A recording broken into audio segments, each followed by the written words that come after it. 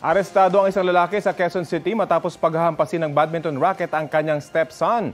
Balitang hatid ni James Agustin. Tapos pinagpapalo ka na niya. Nagtamo ng mga sugat sa ulo at likuran ng 9 na taong gulang na batang lalaki matapos paghahampasin ng kanyang stepfather sa Barangay Culiat, Quezon City kagabi. Ang ginamit na pamalo, 2 badminton racket. Ayon sa pulisya, nasa computer shop ang bata nang dumating ang lasing niyang stepfather. Pagdating niya doon, kinausap niya yung kalaro ng bata na tawagin yung anak-anakan niya. Tapos may nakita siyang raketa ng badminton. At dahil sa kalasingan, wala namang sa di alam na dahilan ay pinagpapalo niya yung bata para pauwi niya yung bata. Inawat ng mga residente ang stepfather. Sila rin ang nagsugod sa bata sa ospital. Doon na naabutan ng nanay ang kanyang anak.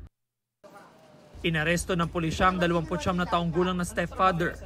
Sa imbestigasyon, hindi pala ito ang unang beses na napagbuhatan niya ng kamay ang bata. Sa tuwing nalalasing itong stepfather niya, lagi na lang niya sinasaktan itong bata. Kaya pinag-aaralan natin ngayon kung ano pa yung maaari nating i-file na complaint laban sa suspect. 7 taon nang nagsasama ang suspect at ang nanay ng bata. Aminado naman ang suspect na nasaktan niya ang bata, bagay na pinagsisisihan daw niya. Totoo yun po, sir. Isang bisis lang po, sir. Ngayon lang po. Napalo ko sa ngayon. Bakit yun naman nagawa yun? Nakakainom lang po, sir. Dahil sa nakainom, inaamin ko naman kasalanan ko na naman. Humingi na ako ng pasensya sa bata. At saka sa asawa ko.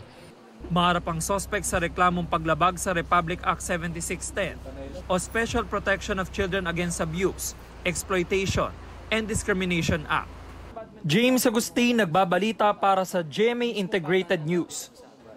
Kapuso, alamin ang maiinit na balita. Bisitahin at mag-subscribe sa GMA Integrated News sa YouTube.